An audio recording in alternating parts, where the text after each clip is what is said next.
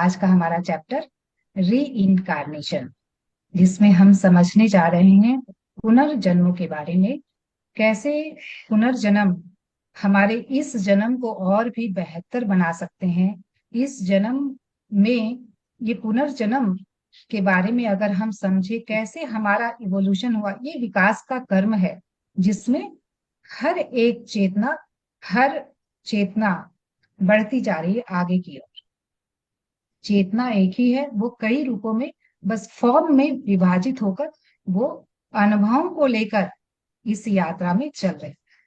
तो इसी के बारे में आज हम जानने वाले हैं और मैं आप लोगों के संग पीपीटी शेयर करूंगी। उसके पहले हम इस बुक की ऑथर के लिए सभी कोई धन्यवाद कहें कि इतना सुंदर ज्ञान उन्होंने हमें इस बुक के माध्यम से दिया। तो यानी बसंत जी का बहुत बहुत आभार। यस।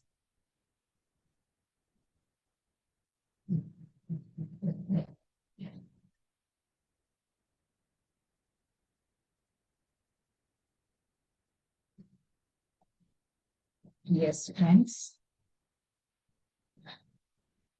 तो इस चैप्टर को मैंने एक छोटी सी, कहा जाए तो पोयम में इसको समराइज किया है, या फिर कहे तो एक कोट में इसे समराइज किया है कि once upon a time there was a spark of light. Life का एक स्पार्क, जीवंतता, जीवन का एक स्पार्क था। Not a person, not an animal, just life itself. ना तो वो कोई व्यक्ति था, ना ही वो कोई पशु था, बस एक लाइफ थी।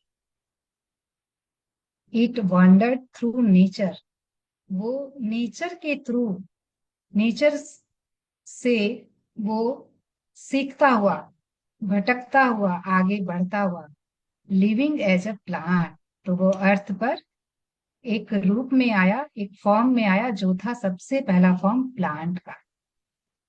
उसके बाद वो जीव एक एनिमल के रूप में, फिर एक दिन एक ह्यूमन बन गया, one day as a human.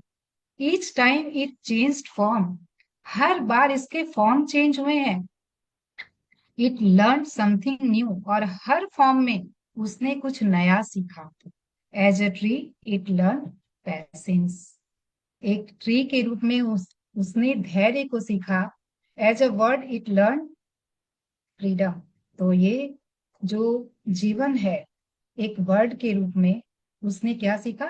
Freedom को सीखा, स्वतंत्रता को सीखा। As a human it discovered thinking and feeling, और एक ह्यूमन के रूप में उसके अंदर एक सोच और एक फीलिंग आई, भावनाएं उसने उत्पन्न की।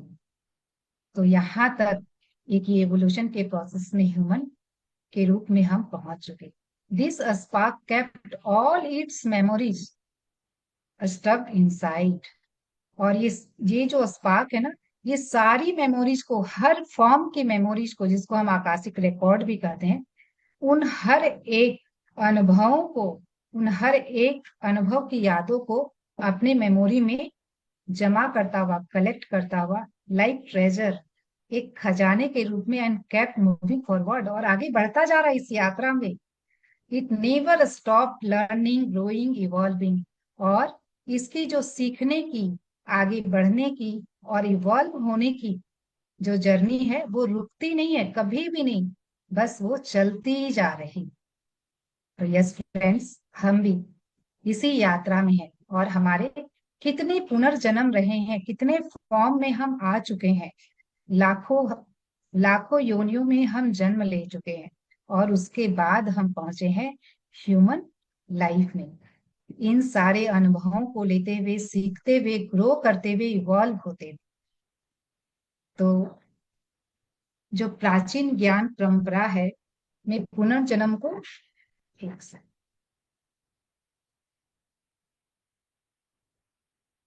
पुनर्जन्म को एक केंद्रीय सिद्धांत माना गया है। इसे केवल मानव आत्मा के संदर्भ में न देखकर एक सार्वभौमिक सिद्धांत के रूप में समझना अधिक स्वाभाविक और तार्किक हो। तो हर जीव की आत्मा अनेक रूपों में विकसित होती है, और इन रूपों से प्राप्त अनुभवों को आत्मा में संचित करती है, और मानव आत्मा का पुनर्जन्म इस सार्वभौमिक सिद्धांत का एक विशिष्ट रूप है जो आत्मा के व्यक्तिगत विकास के लिए आवश्यक है। तो फ्रेंड्स, ये जो एक चैतन्यता जो कि जड़ है, वो क्या है? वो हर एक फॉर्म जो कि मिनरल, प्लांट, एनिमल, ह्यूमन, इस साइकिल में हर एक्सपीरियंस को लेता हुआ चलता जा रहा है। तो हमारे जो भी री इनकारनेशंस रहे हैं, पूर्व जन्म रहे हैं, वो हम इन सारे फॉर्म से होकर ही यहाँ तक पहुंचे हैं। तो ह्यूमन सोल्स जो है, रीबर्थ जो किस लिए आ रही है यहाँ पर, किस लिए वो इवॉल्व करना चाह रही है, पर्सनलाइज कॉस्मिक इवोल्यूशन, इस कॉस्मिक इवोल्यूशन को वो ले रही है। और जो स्पिरिचुअल पावर्स हैं, देखिए ये इसमें बहुत सुंदर पंक्तियां भी बोली गई है कि वी आर स्पिरिचुअल बीइंग, हम स्पिरिचुअल बीइंग है, we are not human being. हम जो अपने आप को केवल ह्यूमन बीइंग मान रहे हैं, हम केवल ह्यूमन बीइंग नहीं है। हमारे पास, हम क्या लेने आए हैं यहाँ पर एज ए ह्यूमन? हम केवल ह्यूमन एक्सपीरियंसेस लेने आए हैं, ताकि हम अपनी स्पिरिचुअल पावर्स को जगा सकें, जो कि हमारे अंदर ऑलरेडी है। तो वी आर स्पिरिचुअल बीइंग, हम स्पिरिचुअल बीइंग है जो कि एक ह्यूमन एक्सपीरियंसेस को लेने के लिए आए हैं।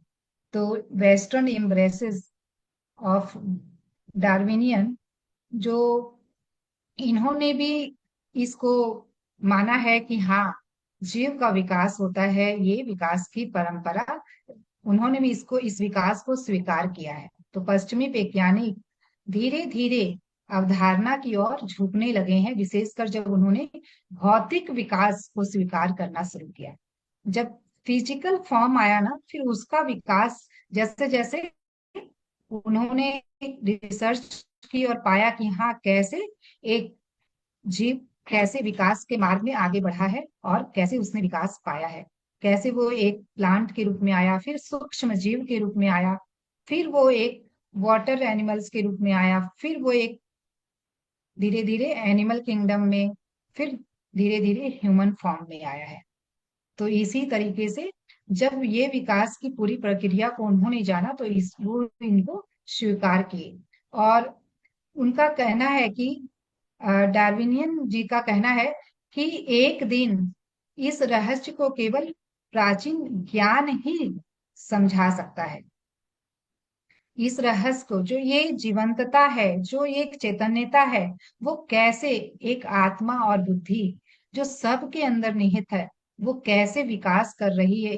क्या हो रहा है ना, कि साइंटिस्ट केवल उसी को प्रूफ करते हैं, उसी को मानते हैं जो हमें फिजिकल फॉर्म में दिख रहा है, जो हम इन 5 सेंसेस से ले पा रहे हैं, बस उनके लिए वही सत्य है। लेकिन ये जो प्राचीन ज्ञान है, वो हमें बताता है कि आत्मा को सभी रूपों के भीतर कार्यरत एक गुप्त शक्ति है, जो कार्यशील होती है, और धीरे धीरे कैसे ये इवोल्यूशन का प्रोसेस घटा है। तो एक मोनाड, एक हर एक बीइंग, हर एक चैतन्यता जो कि आत्म और बुद्धि जिसमें समाहित होती है, उसको हम कहते हैं मोनाड। उसी को कहा गया है a divine spark of potential. वो एक डिवाइन स्पार्क जो सबके अंदर निहित है, हर एक चैतन्यता में, हर एक जीव में। तो जो भी वो जीव, जो जीव में क्या होता है, कैसे वो बाह्य बाह्य वातावरण से एक कंपन को वो कैच कर रहा है, वो एक्सटर्नल वाइब्रेशन के थ्रू वो मोनाड जो है वो अवेकिन हो रहा है, और धीरे धीरे वो क्या है, वो डिवाइड भी हो रहा है, सब डिवाइड हो रहा है इनटू सब मोनाड्स।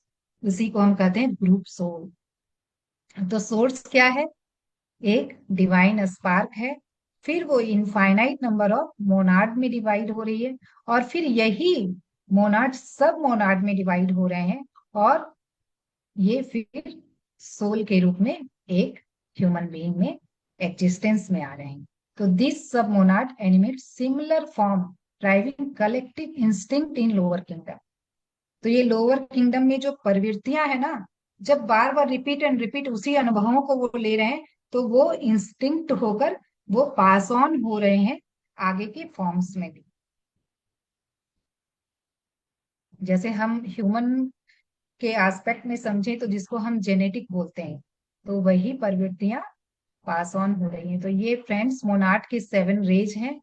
और एक इसी 7 रेज, यही जो 7 प्रकार हैं, इन 7 गुणों को हम लेते हुए, हम लेने के लिए पूरी तरीके से अपने अंदर समाहित करने के लिए एक आत्मा इवोल्यूशन की यात्रा में आती है। तो किसी में कोई गुण डोमिनेट होता है, किसी में कोई, किसी फॉर्म में कोई गुण डोमिनेट होता है, किसी फॉर्म में कोई गुण डोमिनेट होता है। तो ये जो फर्स्ट रे है उसमें व्हील पावर, इच्छा शक्ति और लव, प्यार। थर्ड रे में एक्टिव इंटेलिजेंस, बुद्धिमता। और फोर्थ रे जो है सौहार्दता, कॉन्क्रीट नॉलेज। फिर धीरे धीरे 6 रेज में डिवोशन आता है, भक्ति आती है। और फिर 7th रे में हम पहुंच जाते हैं मैजिक, सेरेमोनियल ऑर्डर में। तो इस तरीके से ये 7 रे, ये 7 प्रकार, जिस तरीके से इंद्रधनुष के 7 रंग होते हैं, और उसमें जो 3 जो होते हैं वो 3 रंगों के मिश्रण से ही बना होता है। तो उसी तरीके से हम भी इन 3 से मिलकर बने होते हैं। तो वो हम आगे जानेंगे।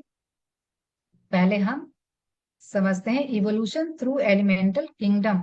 मेंटल प्लेन पर हमारा जो इवोल्यूशन हुआ है उसके बारे में हम समझते हैं कि कैसे अ, एक फॉर्मलेस फॉर्म में एक जीवंतता, एक जीव आया जहां पे माइंड स्टफ है लेकिन कोई फॉर्म नहीं है। तो प्रारंभ में ये मोनाड जो है मानसिक तल की सूक्ष्म तरंगों पर प्रतिक्रिया करना शुरू करता है और फिर धीरे धीरे भौतिक जगत की ओर बढ़ता है।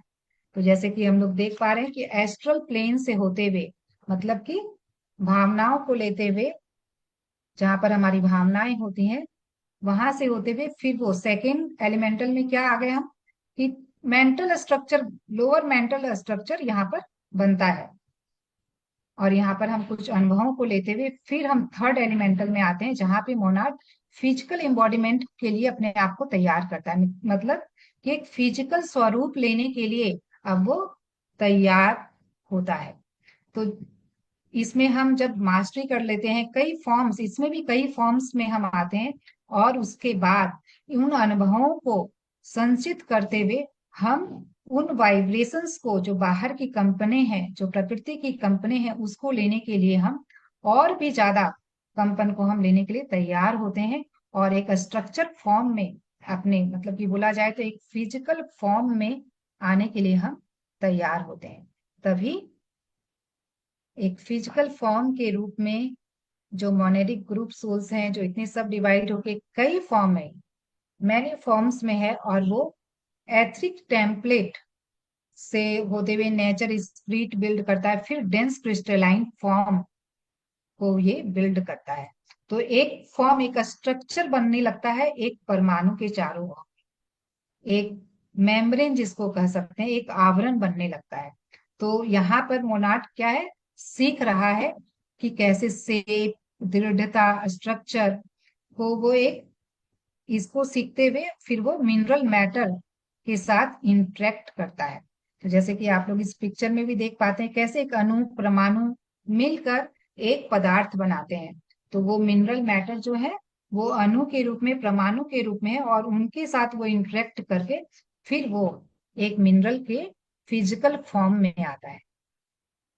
उसके बाद मिनरल फॉर्म से वो डेवलप करते हुए, ग्रो करते हुए फिर वेजिटेबल, मतलब कि प्लांट किंगडम की ओर बढ़ता है।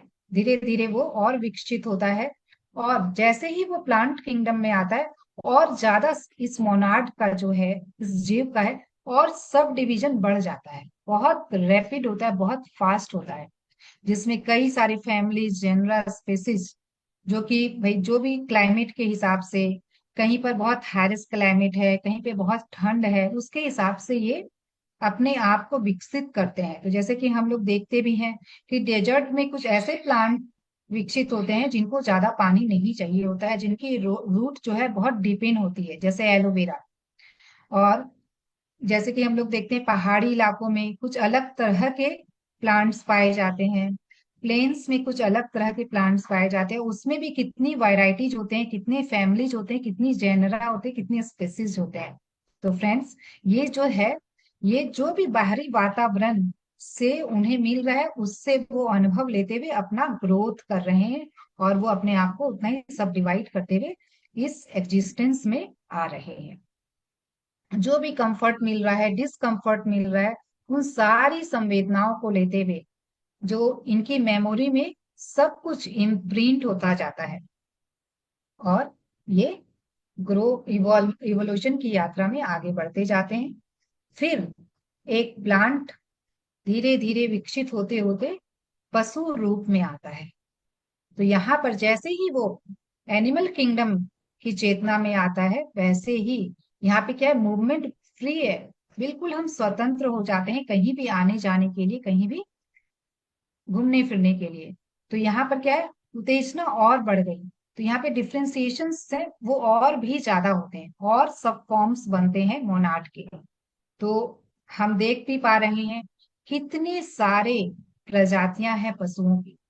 तो वो सारी पर्सनालिटीज, डिस्टिंक्ट पर्सनालिटी डिफ्रेंशिएट होकर आती है। और यहाँ पर एक चीज और हमें समझना है कि जो भी इंस्टिंक्ट है, जो भी प्रवृत्तियां हैं, कुछ हम पिछले जो फॉर्म में हम लोगों ने रिपीटेड रिपीटेड फॉर्म में हमने उन्हीं अनुभवों को लिया है। जैसे कि यहाँ पे एग्जाम्पल के रूप में दिया गया है कि एक चूजा बाज की मतलब हॉक की छाया से भी डर जाता है। तो उसके वो इंस्टिंक्ट में आ चुका है, उसकी उस वो प्रवृत्ति में आ चुका है। तो उसके लिए कोई उसे कोई सिखाया नहीं गया, लेकिन एक जन्म लेते ही वो चूजा कैसे ये प्रवृत्ति उसके अंदर आ गई। तो ये कलेक्टिव मास में वो प्रवृत्ति आ जाती है। तो जैसे कि हम देखते भी हैं, भाई जो बकरियों का झुंड है या फिर जो भेड़िए का झुंड है, सभी हमें दिखते एक ही फॉर्म में है, लेकिन फिर भी वो अलग अलग है ना। यहाँ पर क्या है, डिफ्रेंसिएशन है, और आगे ये बढ़ता जाए। तो जैसे जैसे डिजायर फॉर्म में आते हैं, वैसे वैसे और भी सब डिवीजन होते जाते हैं। फिर अब ह्यूमन मोनाड, अब पशु से अब हम ह्यूमन मोनाड की ओर बढ़ रहे हैं, ह्यूमन फॉर्म को अब हम विकसित कर रहे हैं। तो वहां पर वहां पर क्या था, केवल स्पिरिट एंड सोल थी, मतलब एक आत्म और बुद्धि थी। और यहाँ पर जो तीसरा, जैसे कि मैंने कहा कि 7 रंग 3 रंगों के मिश्रण से बना है। जैसे एक एग्जाम्पल के थ्रू हम लोग और भी समझ सकते हैं, जैसे एक रंग के कई शेड होते हैं ना, वैसे ही एक फॉर्म के मतलब एक जीव के कई फॉर्म्स होते हैं, कई शेड हैं, और वो अलग अलग फॉर्म में अपने आप को डिवाइड कर रहा है। और ह्यूमन फॉर्म में भी वही हो रहा है कि यहाँ पर क्या है, एक थिंकिंग पावर हमारे पास आ जाती है, एक विचार शक्ति। और यही हमें बिल्कुल डिफ्रेंशिएट करती है, अलग करती है एनिमल किंगडम से और प्लांट किंगडम से। तो किस तरीके से हमारा इवोल्यूशन हो रहा है, ये हमें देखना है। तो यहाँ पर विकसित हो गई हमारी मनस, आत्म बुद्धि के साथ में मनस भी आ गया, जो कि ह्यूमन मोनाड के फॉर्म में हमें मिलता है। और एम्ब्रियोनिक कॉजल बॉडी, यहाँ पे कॉजल बॉडी विकसित होती है। जैसे कि त्रिदेव, जैसे ब्रह्मा विष्णु महेश, जब त्रिदेव से ही आए हैं 7 मनसपुत्रा। तो हमारे अर्ली जो प्राचीन मानवता में भी ये सन्स ऑफ माइंड, ये 7 जो मनसपुत्रा है, वो उसमें भी हैं, हर एक फॉर्म में वो है। जैसे कि हम लोगों ने 7 रेज के बारे में जाना, वही है मनसपुत्रा। तो ये रे हर में है, लेकिन कोई में कोई डोमिनेशन में है वो रे, किसी में किसी फॉर्म में कुछ और गुण डोमिनेशन में है। तो वो 7 गुणों को ही हम अपने अंदर इंटीग्रेट करने के लिए इस इवोल्यूशन की यात्रा में चल रहे हैं। तो चाइल्ड सोल जो है, कुछ मानसिक और नैतिक जो भी गुण है, उन उनको लेते हुए वो आगे बढ़ती है। और सोल की जो एज होती है उसके आधार पर उन्हें डिफ्रेंशिएट किया जाता है, जैसे कि इन्फेंट सोल होती है, फिर चाइल्ड सोल, फिर वो धीरे धीरे और विकसित करती है तो बनती है मैच्योर सोल, फिर विकसित करती है तो बनती है ओल्ड सोल, फिर और ज्यादा विकसित करती तो बन जाती ट्रांसेंडल, फिर इनफाइनाइट सोल। तो इसी तरीके से फ्रेंड्स, हम इस जर्नी में आगे बढ़ते जाते हैं। तो एक, the infant thinker carried an unorganised mind stuff. तो एक जो इन्फेंट सोल है वो क्या है, माइंड, एक अनऑर्गेनाइज्ड माइंड स्टफ है उसके अंदर, उसी को वो कैरी कर रहा है। और एक बहुत ही नेसेंट कॉजल बॉडी है, नो एक्टिव थॉट एट। यहाँ पर क्या है, विचार शक्ति एक्टिव नहीं है, उन्हें फिल्टर करना नहीं आ रहा है कि क्या विचार अच्छे हैं क्या गलत है, कुछ भी अच्छा और बुरा नहीं है यहाँ। तो for many life the desire nature dominated. तो यहाँ पर क्या है, लेकिन एक डिजायर्ड नेचर डोमिनेट हो रहा है, hurling the soul through unbridled passions and impulses। संवेदनाएं हैं, पैशन है, जुनून है, सब कुछ है, लेकिन फिर भी सही और गलत का ज्ञान नहीं।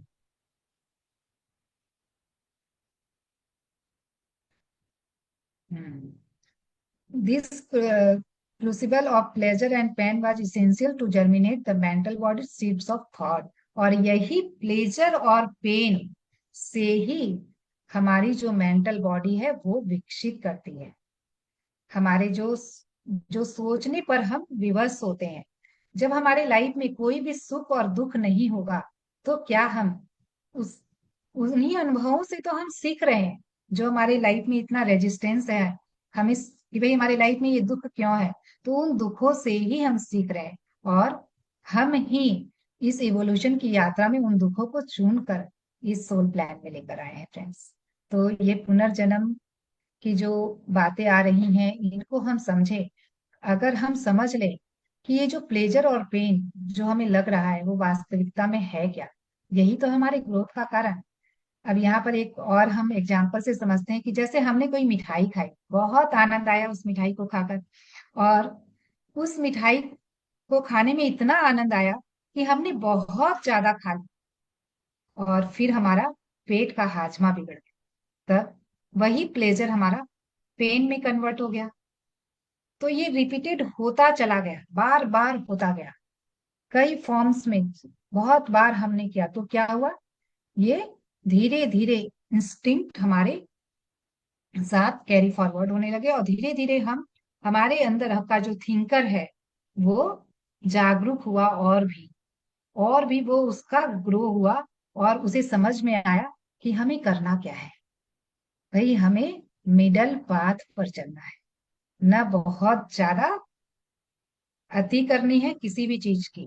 भाई बहुत ज्यादा आनंद ले लें या बहुत ज्यादा पेन को ही ले लें, ऐसा नहीं करना है। तो कोई भी ऐसे कार्य नहीं करना है कि जिसके कारण हमें बहुत ज्यादा, हम या तो प्लेजर में रहें या फिर पेन में ही चले जाएं।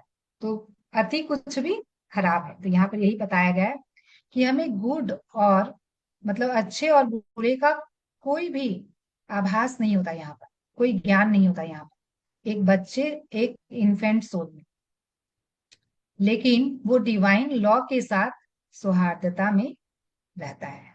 और यहाँ पर कुछ भी गलत है भी नहीं। एक्चुअली ये जो डुअलिटी यहाँ पर आती है, जब हम इस फिजिकल वर्ल्ड में देखते हैं, तब हम यहाँ पर हर चीजों को दो भागों में बांटते हैं, अच्छे और बुरे। और लेकिन अगर डिवाइन स्तर पर देखा जाए तो वहां पर कुछ भी अच्छा और बुरा है ही नहीं है, सब तो लर्निंग का पार्ट है। तो भाई मॉडरेट ईटिंग करनी है, मॉडरेट ईटिंग मतलब कि हमें एक बैलेंस ईटिंग करनी है जिसकी वजह से हम प्लेजर को ले पाए, वो हमारे लिए पेन ना बने। तो यहाँ से हमने ये टीचिंग ली, और ये टीचिंग ली तो बार बार रिपीटेडली ये हो रहा है, तो ये हमारे जो फ्यूचर जनरेशन या फ्यूचर फॉर्म में कहें तो वो अपने आप इंस्टिंक्ट कैरी ऑन हो रहे हैं, हमें समझ में आ जाता है। तो आप कई लोगों को अपने लाइफ में भी देखेंगे आसपास, किसी किसी को बहुत ओवर ईटिंग की आदत होती है, तो हमें एक बार ऐसा लगता है कि अरे, इसे इतनी भी अकल नहीं है, इसे इतनी भी बुद्धि नहीं है। तो फ्रेंड्स, वो भी वही इन्फेंट सोल है, वो ये सीखने के लिए आई है इस जीवन में, इस फॉर्म में, और वो सीखने की यात्रा में। तो वो बार बार जब रिपीटेडली उनके साथ ऐसा हो रहा है कि भाई वो ओवर ईटिंग कर रहे हैं, उसके कारण उनकी तबीयत बिगड़ रही है, तो वो धीरे धीरे क्या, खुद पर खुद वो सीख रहे हैं कि मुझे क्या करना है, कितना खाना है, और इससे लर्निंग लेते हुए वो आगे के फॉर्म में ये बार बार ये गलतियां नहीं करें, और उनके अंदर एक थिंकिंग पावर बढ़ रही है, सोचने समझने की शक्ति बढ़ रही है। तो इसी तरीके से फ्रेंड्स, जब हमारी मृत्यु होती है तो हम फिजिकल, एस्ट्रल और मेंटल बॉडीज को छोड़ देते हैं, लेकिन केवल थिंकर जो होता है और कॉजल बॉडी में जो भी विजडम और जो भी अनुभव हम लेते हैं वो स्टोर होता है। उसको लेते हुए हम आगे की ओर चलते हैं। तो the causal body stores the essence of faculties and qualities, no past mental image. कोई भी पास्ट मेंटल इमेज को ये नहीं लेता है, ये केवल उससे हमने जो सीखा है, जो विजडम ली है, जो गुण है, वो उसको ही केवल अपने साथ रखता है। तो this germinal powers reform, sorry,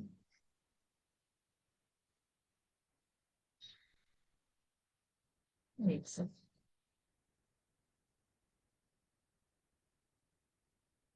these germinal powers reform as new mental astral bodies in each incarnation।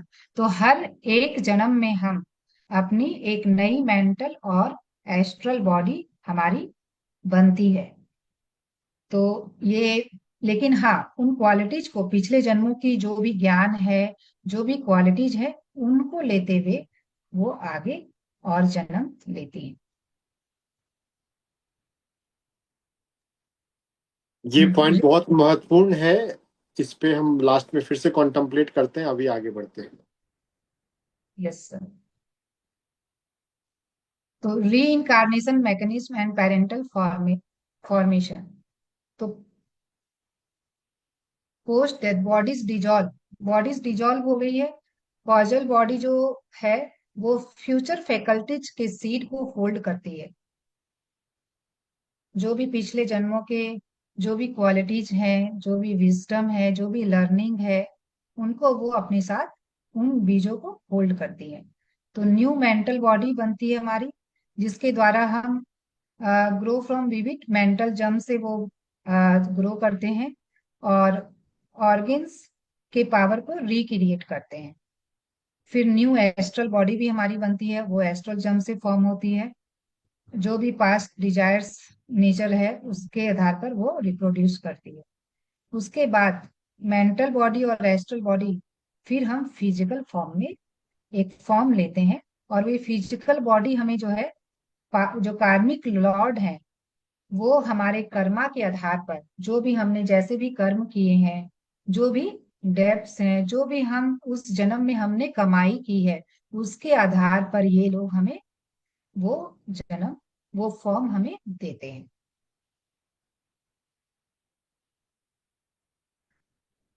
Brain develop and childhood psychism. तो karmic ties determine race, family and environmental condition before birth. तो जो हम जन्म के पहले जो भी हमारे, जो भी कार्मिक बंधन रहे हैं, उससे हम अपनी, उसी के आधार पर हम अपने जाति, धर्म, जो भी है, फैमिलीज, इन्वायरमेंटल कंडीशंस को हम चुनते हैं। An etheric double is built in womb by elemental under karmic guidance. और इन्हीं कार्मिक गाइडेंस के अंतर्गत जो एथिक डबल है, जो एक इम्ब्रियो कहा जाए, तो वुम्ब में एक भ्रूण का जन्म होता है, वो इस कार्मिक गाइडेंस के द्वारा ही, कि वो किस पेरेंट को वो चुने, किसके वुम्ब में उसका जन्म होगा, किस वुम्ब में उसे जाना है, वो सब कुछ उसी के आधार पर, जो भी पास्ट लाइफ के एक्सपीरियंसेस हैं, जो भी कर्म बंधन है, उसके आधार पर उन्हें दिया जाता है। Parents hereditary and surrounding thought save brains and nerve formation. जो, जैसे कि हम लोगों ने बात भी की आगे हेरिडिटी की, तो जैसे हम बीमारियों के लिए कहते हैं कि ये हेरिडिटरी है, वैसे ही पेरेंट्स के जो मोरल्स हैं, जो भी उनके क्वालिटीज है, वो भी एक हेरिडिटरी प्रोसेस ही है। वो एक फॉर्म से दूसरे फॉर्म में, मतलब बच्चे के रूप में वो पास ऑन हो रहे हैं। बाय एज 7, तो फ्रेंड्स 7 वर्ष की आयु तक हमारा मेंटल, एस्ट्रल और फिजिकल बॉडी जो है वो सिंक्रोनाइज हो जाता है। Thereafter the thinker work through the body, और ये जो थिंकर है वो जो है हमारे इस बॉडी, जो भी हमने इस दुनिया से लिया, अपने पेरेंट्स से लिया, उन सब जो भी बिलीव्स बनाए उसके आधार पर हम अपने जीवन को जीने लग जाते हैं। फिर हमारा जो पिछले जन्मों से कनेक्शन टूट जाता है। जो एक बोला जाए तो एक यंग चाइल्ड, जो एक बच्चा होता है, वो उनको विजन्स भी मिलता है, उनको कुछ आवाजें भी सुनाई देती हैं, उनको एस्ट्रल प्लेन की वो चेतना से वो जुड़े रहते हैं। लेकिन जैसे जैसे इनग्रॉस होते जाते हैं इस फिजिकल रियलिटी के साथ, क्योंकि यहाँ पे समाज में किसी को एक्सेप्टेंस ही नहीं है, तो धीरे धीरे वो सारी चीजें उनसे छूटती जाती हैं और वो फिजिकल प्लेन की बिलीफ्स के साथ अपने जीवन को जीने लगते हैं, एक फिजिकल स्तर पर, एक बॉडी के स्तर पर। फिजिकल कनेक्शन मजबूत होता जाता है और साइकिक फेनोमेना जो है वो धीरे धीरे छूटते जाते हैं, और एक ऑर्डिनरी चाइल्डहुड के वे से हम अपने जीवन को जीने लग जाते हैं। जो भी री इनकारनेशन की awareness can help parents respond with patience to children's early psychic expression.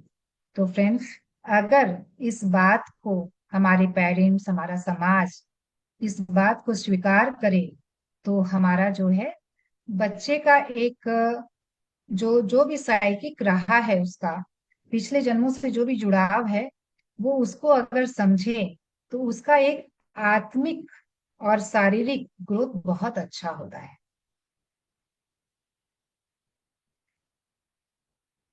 Cosmic continuity and hope.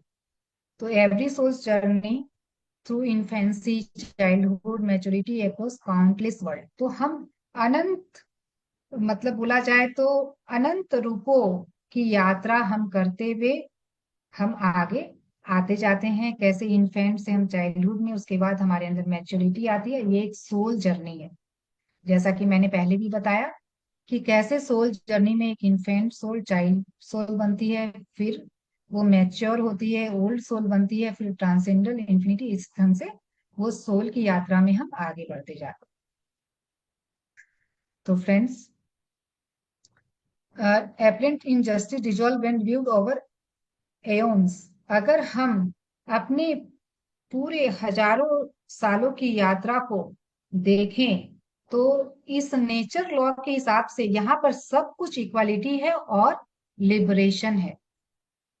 यहाँ पर कुछ भी अन्याय नहीं है। जो हम इनजस्टिस हमें लग रहा है, तो वो कोई के साथ कोई इनजस्टिस हमें नहीं दिखाई देगा। जो हम अभी इस फिजिकल रियलिटी में इनग्रॉस होकर, और जो हमारी बुद्धि है, क्योंकि जो विकास हुआ है उस पर हम क्या सोच रहे हैं कि हमारे साथ बहुत इनजस्टिस हुआ है, हमारे जीवन में इतना दुख क्यों है, ऐसा हम सोचते हैं। लेकिन अगर हम पिछले जन्मों की सारी यात्राओं जिसे हम गुजरते हुए आए हैं और जो भी फॉर्म लिए हैं, उनको अगर हम देख पाए और उनको हम समझ पाए, तो यहाँ पर कुछ भी इनजस्टिस है ही नहीं, सब कुछ इक्वालिटी में है और सब कुछ लिबरेशन के लिए। The perfected soul integrates all faculties. तो ये जो हम 7 रेज हम लोगों ने देखी थी, 7 मोनाड के जो टाइप हैं, वो सारी फैकल्टीज को, will, love, wisdom, intelligence, harmony, devotion and order, सभी एक डिवाइन कॉन्शियसनेस में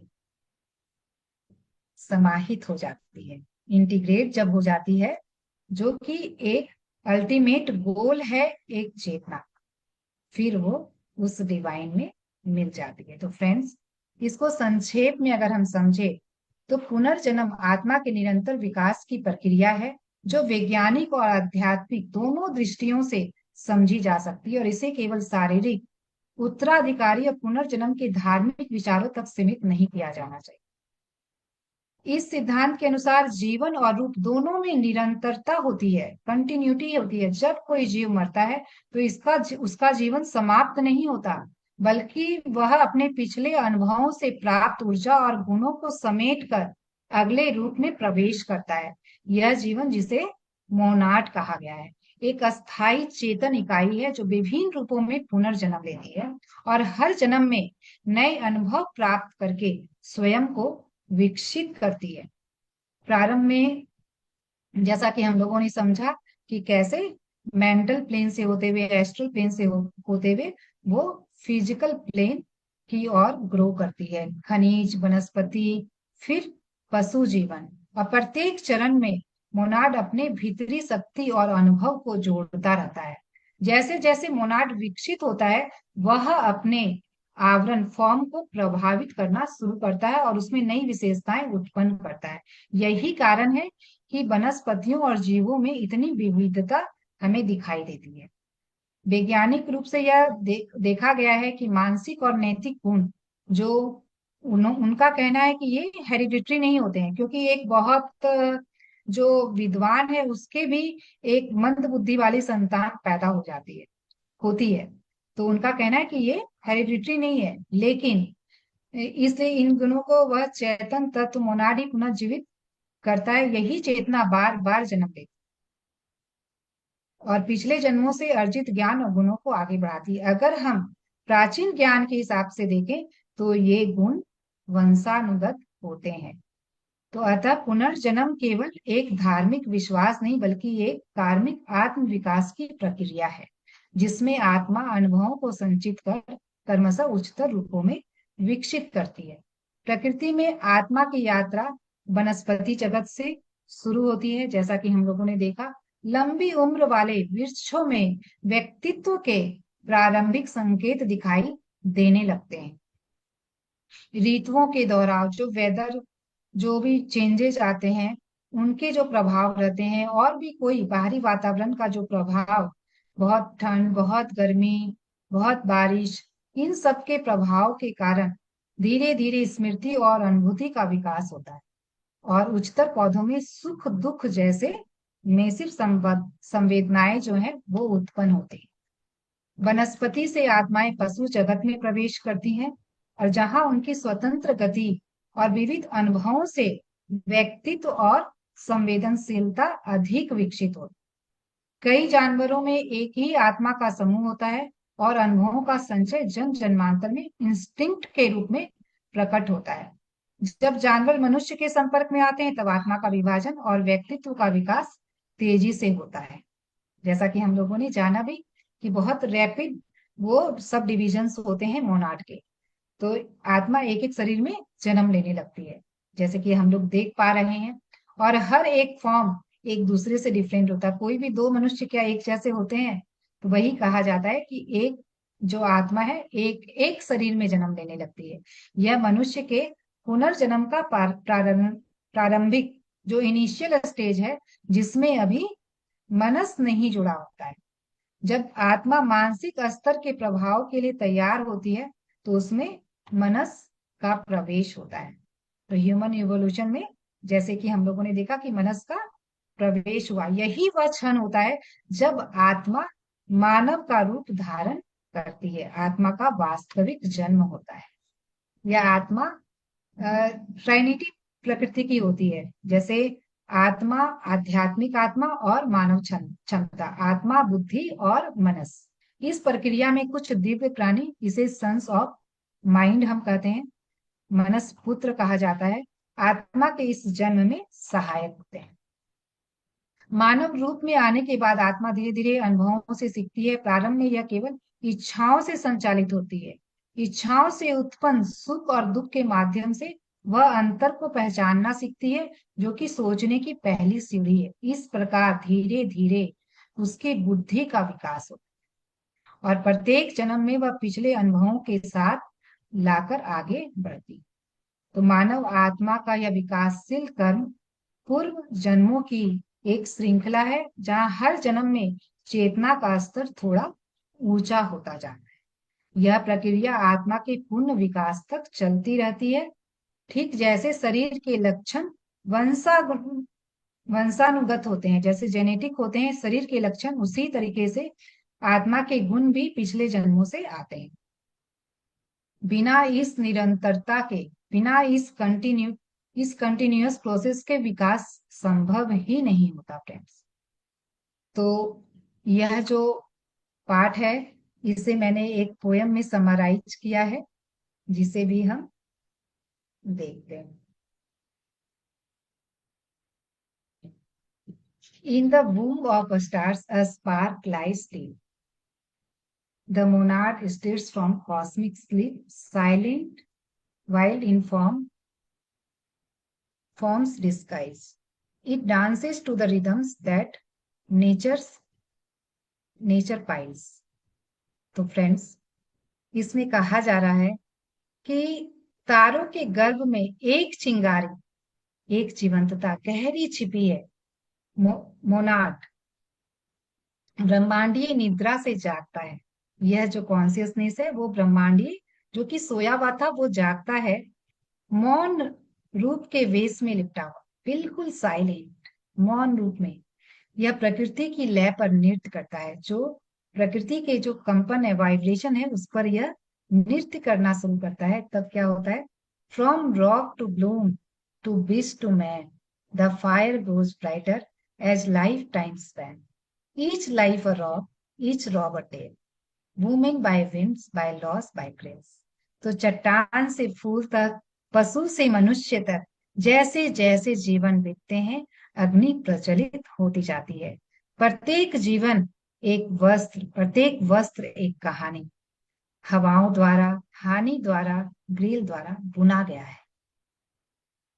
Not random chance, not nor fate alone, but self-responding stone by stone, a voice within that never dies. Though mask may change, the soul still rise. तो न केवल संयोग, ना ही केवल भाग्य, बल्कि आत्मा प्रतिक्रिया करती है, पत्थर दर पत्थर। अंतरात्मा की एक आवाज जो कभी नहीं मरती, हालांकि मुखौटे बदल सकती है, आत्मा फिर भी कोशिश करती है। It is not rebirth as final claim, but pulses in an ageless flame through echoes forms in flesh and breath. यह पुनर्जन्म का अंतिम दावा नहीं है, बल्कि एक शाश्वत ज्वाला में धड़कता है। फ्लैश और श्वास, मांस और श्वास में बनी प्रतिध्वनियों के माध्यम से वह एक जागता है, मृत्यु को चुनौती देता है। तो यस फ्रेंड्स, हम हर एक जन्म वस्त्र के रूप में इसे ले रहे हैं, इस शरीर को, और अनुभूतियों को लेते हुए, लर्निंग को लेते हुए, इवॉल्व होते हुए बस हम आगे बढ़े, और हर जन्म में हम मृत्यु को चुनौती दे रहे हैं, जबकि मृत्यु है ही नहीं, देयर इज नो डेथ। तो यस, यहाँ पे ही हमारा यह लेसन अंत होता है।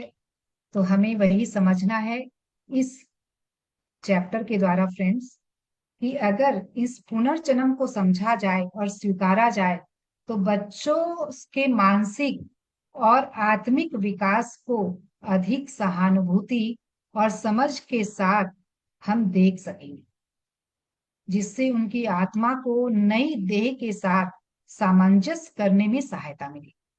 तो बच्चे जो बोलते हैं ना कि एक बच्चा जो है वो ईश्वर का ही रूप है, भगवान का ही रूप है, हम ये मानते हैं और वास्तव में है ऐसा। वो उस डिवाइन पावर से जुड़े होते हैं, उस डिविनिटी से वो जुड़े होते हैं 7 वर्षों तक। लेकिन क्या था, ये समाज स्वीकारता ही नहीं है। वो बहुत कुछ वैसी बातें भी करते हैं, किन्हीं को अपना पुनर्जन्म भी याद रहता है, लेकिन भाई हम तो डर जाते कि नहीं नहीं ये क्या हो रहा है, और धीरे धीरे हम उसे अपनी ओर खींचने लगते हैं, इस फिजिकल रियलिटी की ओर खींचने लगते हैं। तो धीरे धीरे उनका कनेक्शन टूट जाता है और पूरी तरीके से वो फिजिकल बॉडी में निकल सकते। लेकिन आत्मिक विकास फ्रेंड्स उनका रुक जाता है, और यही सब हम सभी के साथ भी होता आ रहा है। तो इस आत्मिक विकास की यात्रा में हमें आगे बढ़ने के लिए हम अपने बच्चों को वो स्पेस दें, उनको समझें और उनके आत्मिक विकास की जिम्मेदारी। Thank you everyone.